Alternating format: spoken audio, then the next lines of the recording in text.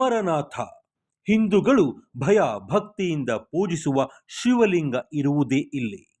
ವರ್ಷಕ್ಕೆ ಕೇವಲ 2 ತಿಂಗಳು ಅತಿಥಿಯಂತೆ ಬಂದು ಹೋಗುವ ಶಿವ ಅರ್ಥಾತ್ ಬಾಬಾ ಬರ್ಘಾನಿ ಈ ಬಾರಿ ಜಸ್ಟ್ 5 ದಿನಕ್ಕೆ ಬಂದು ವಾಪಸ್ ಹೋಗಿದ್ದಾನೆ.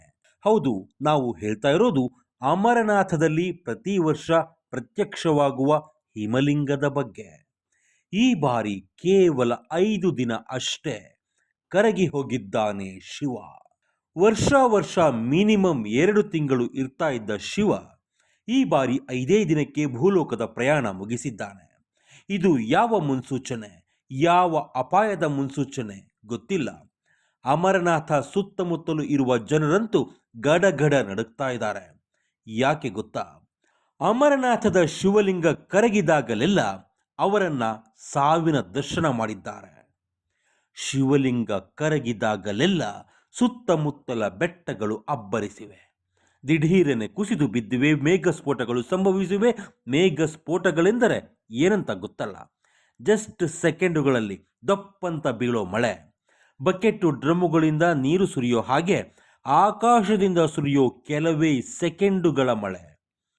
ಹಾಗೆ ಮಳೆ ಸುರಿಯೋ ಮೊದಲು ಒಂದು ಸಿಡಿಲೋ ಮಿಂಚೋ ಹೊಡೆಯುತ್ತೆ. ಗುಡುಗು ಬಂದೇ ಬರುತ್ತೆ ಅನ್ನೋ ಗ್ಯಾರಂಟಿ ಇಲ್ಲ.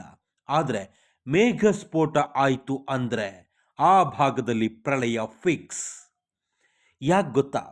ಈ ಹಿಂದೆ ಅಮರನಾಥದ ಶಿವಲಿಂಗ ಈ ರೀತಿ ಕರಗಿ ಹೋದ ಪ್ರತಿ ಸಾರಿನೂ ಹಿಮಾಲಯದ ಬೆಟ್ಟಗಳು ಮಾತನಾಡಿವೆ, ಸಾವಿನ ಕೇಕೆ ಹಾಕಿವೆ. ತೀರಾ ಹಿಂದಕ್ಕೆ ಹೋಗೋದೇನು ಬೇಡ, ಇದೇ 2022ರಲ್ಲಿ ಹಿಂಗಾಗಿತ್ತು. ಜಸ್ಟ್ 4 ವರ್ಷಗಳ ಹಿಂದೆ ಅಮರನಾಥದ ಈ ಶಿವಲಿಂಗದ ಗುಹೆ ಇದೆಯಲ್ಲ, ಅಲ್ಲೇ ಮೇಘಸ್ಫೋಟ ಆಗಿತ್ತು. 16 ಜನರನ್ನ ಆಹುತಿ ತಗೊಂಡಿತ್ತು. ರಕ್ಷಣೆಗೆ ಯಾರಾದರೂ ಬರೋದಿರಲಿ, ರಕ್ಷಣೆಗೆ ಅಂತ ಇದ್ದವರೇ ಸಮಾಧಿ ಆಗಿದ್ರು. ಇವತ್ತಿಗೂ ಕೆಲವರ ಮೃತದೇಹ ಸಿಕ್ಕಿಲ್ಲ. ಇದಲ್ಲದೆ 2007, 2013, 2014ರಲ್ಲೂ ಹೀಗೆ ಆಗಿದೆ, ದುರಂತಗಳಾಗಿವೆ. ಆದರೆ 1996ರಲ್ಲಿ ಒಂದ್ಸಲ ಆಗಿತ್ತು. ಅದನ್ನು ಅಮರನಾಥದ ಅತಿ ದೊಡ್ಡ ದುರಂತ ಅಂದ್ರೂ ತಪ್ಪಾಗಲ್ಲ. ಆಗ್ಲೂ ಶಿವಲಿಂಗ ಕರಗಿ ಹೋಗಿತ್ತು. ಆದರೆ ಯಾತ್ರೆ ನಿಂತಿರಲಿಲ್ಲ, ಸಣ್ಣ ಕ್ಲೂ ಕೂಡ ಇಲ್ಲದೆ ಹಿಮಗಾಳಿ ಬೀಸಿತ್ತು. ಅನಿರೀಕ್ಷಿತ ಭೀಕರ ಹಿಮಪಾತ, ಹಿಮದ ಗಾಳಿ ಮಳೆಗೆ ಸುಮಾರು 250 ಜನ ಸತ್ತು ಹೋಗಿದ್ರು. ಹಿಮ ಹೀಗೆ ಕರಗಿದ ಪ್ರತಿ ವರ್ಷನೂ ದುರಂತ ಆಗಿದೆ. ಹಿಮಾಲಯದ ಬೆಟ್ಟಗಳು ಉರುಳಾಡ್ಕೊಂಡು ಬಂದಿವೆ. ಹಾಗೆ ಬಿದ್ದ ಉರುಳಿ ಬಂದ ಬಂಡೆಗಳು ವಾಪಸ್ ಹೋಗಿಲ್ಲ. ಆದರೆ ಬೆಟ್ಟದ ಆಸುಪಾಸಿನ ಜನರ ಜೀವನ 2 ಹೋಗಿದೆ.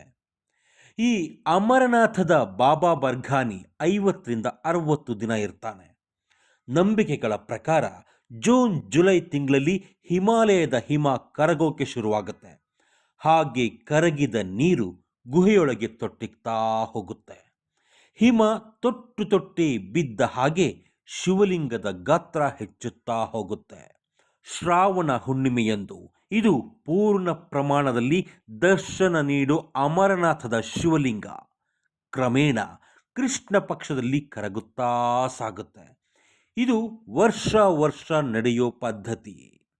ಈ ಶಿವಲಿಂಗವನ್ನ ಇಲ್ಲಿನ ಸ್ಥಳೀಯರು ಕರೆಯೋದು ಬರ್ಘಾನಿ ಬಾಬಾ ಅಂತ. ಹಿಂದಿಯಲ್ಲಿ ಬರ್ಘಾನಿ ಅಂದರೆ ಹಿಮ ಅನ್ನೋ ಅರ್ಥನೂ ಇದೆ. ಹಿಮದಲ್ಲೇ ರೂಪುಗೊಳ್ಳೋ ಶಿವನನ್ನ ಇಲ್ಲಿನವರು ಬಾಬಾ ಬರ್ಘಾನಿ ಅಥವಾ ಬರ್ಘಾನಿ ಬಾಬಾ ಅಂತಾನೆ ಕರೀತಾರೆ. ಶಿವ ಇಲ್ಲಿನೇ ಪಾರ್ವತಿ ದೇವಿಗೆ ಅಮರತ್ವದ ಕತೆ ಹೇಳಿದ್ದ ಅನ್ನೋದು ನಂಬಿಕೆ.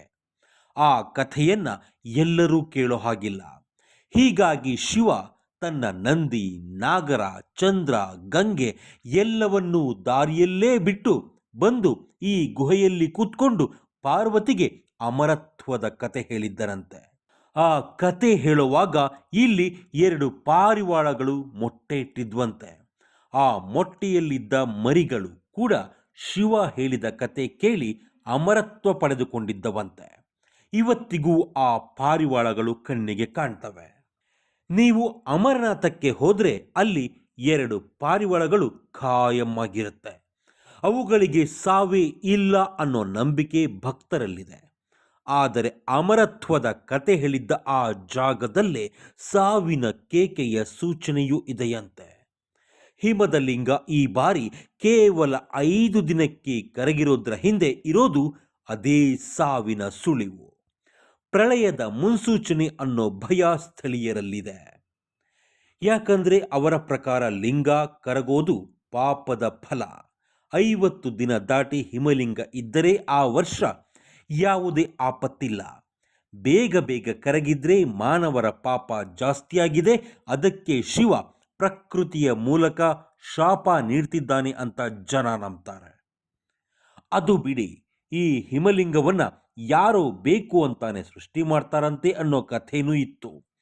ಮೌಢ್ಯತೆ ಬಿತ್ತೋಕೆ ಹಿಂದೂ ಪುರೋಹಿತರು ಬಂದು ಈ ಹಿಮಲಿಂಗ ಸೃಷ್ಟಿ ಮಾಡಿ ಹೋಗ್ತಾರೆ ಅನ್ನೋ ಒಂದು ಕತೆ ಸೃಷ್ಟಿ ಮಾಡಲಾಗಿತ್ತು. ಅದಕ್ಕೆ ಬೇರೆ ಬೇರೆ ಕಾರಣನೂ ಇತ್ತು ಬಿಡಿ. ಈ ಶಿವಲಿಂಗದ ಪಕ್ಕ ಜನ ಇರೋದಿಲ್ಲ. ಆದರೆ ಸೈಂಟಿಫಿಕಲಿ ಇದು ನ್ಯಾಚುರಲ್ ಆಗಿ ಸಾಗುತ್ತೆ. ಅರೆ, ಸೈಂಟಿಫಿಕ್ ಆಗಿ ಆಗೋದಾದ್ರೆ ಎಲ್ಲ ಕಡೆ ಆಗಬೇಕಲ್ವಾ? ಈ ಗುಹೆಯಲ್ಲೇ ಯಾಕೆ ಅನ್ನೋದಕ್ಕೂ ಸೈಂಟಿಫಿಕ್ ರೀಸನ್ಸ್ ಇದ್ದಾವೆ. ಯಾಕಂದರೆ ಈ ಅಮರನಾಥ ಗುಹೆ ಇದೆಯಲ್ಲ, ಆ ಗುಹೆಯ ಮೇಲೆ ಒಂದು ನೀರಿನ ಬುಗ್ಗೆ ಇದೆ. ಜೊತೆಗೆ ಆ ಗುಹೆಯ ಸುತ್ತ ಇರೋದು ಲೈಮ್ ಸ್ಟೋನ್, ಅಂದರೆ ಸುಣ್ಣದ ಕಲ್ಲುಗಳು. ಸೊ ಹಿಮದ ನೀರು ಕರಗಿ ಈ ಸುಣ್ಣದ ಕಲ್ಲುಗಳ ಮೂಲಕ ತೊಟ್ಟಿಗ್ತಾ ಇರುವಾಗ ಅದರಲ್ಲಿ ಕ್ಯಾಲ್ಸಿಯಂ ಕಾರ್ಬೋನೇಟ್ಸ್ ಕೂಡ ಇರುತ್ತೆ. ಎರಡನೆಯದ್ದು ಈ ಗುಹೆಯಲ್ಲಿರೋ ಬಿರುಕು. ಆ ಬಿರುಕು ಹೇಗಿದೆ ಅಂದರೆ ಅದು ಬೀಳೋದು ಒಂದೇ ಕಡೆ. ಆ ಹನಿ ಮೇಲೆ ಮತ್ತೊಂದು ಹನಿ ಬೀಳ್ತಾ ಇರುತ್ತೆ. ಇನ್ನೊಂದು ವಿಶೇಷ ಅಂದರೆ ಈ ಗುಹೆಯ ವಿನ್ಯಾಸ ಇದೆಯಲ್ಲ, ಅದು ಹೆಂಗಿದೆ ಅಂದರೆ ಆಲಿಕೆ ಶೇಪಲ್ಲಿದೆ. ಆಲಿಕೆ ಅಂದರೆ ಗೊತ್ತಲ್ಲ, ಸ್ಟವ್ಗಳಿಗೆ ಸೀಮೆ ಎಣ್ಣೆ ಹಾಕೋಕ್ಕೆ ಬಳಸ್ತಾ ಇದ್ವಲ್ಲ, ಈಗಲೂ ಪೆಟ್ರೋಲ್ ಬಂಕ್ಗಳಲ್ಲಿ ಆಯಿಲ್ ಹಾಕುವಾಗ ಬಳಸ್ತಾರೆ, ಆ ಥರ ಇದೆ. ಗಾಳಿ ಒಳಗೆ ಬಂದ ಕೂಡಲೇ -ಡಿಗ್ರಿ ಆಗುತ್ತೆ. ಇದೆಲ್ಲ ಒಟ್ಟಾಗಿ ಸ್ಟ್ಯಾಗ್ಲೈಟ್ ಆಗುತ್ತೆ.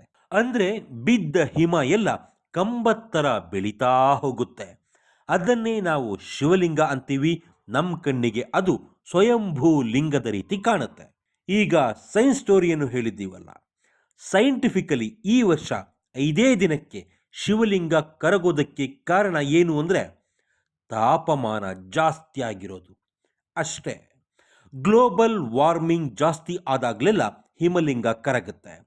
ಹಿಮಲಿಂಗ ಕರಗಿದಾಗಲೆಲ್ಲ ಮೇಘಸ್ಫೋಟ ಆಗುತ್ತೆ. ಇದೆಲ್ಲ ಒಂದಕ್ಕೊಂದು ಚೈನ್ ಲಿಂಕ್ ಅಷ್ಟೇ.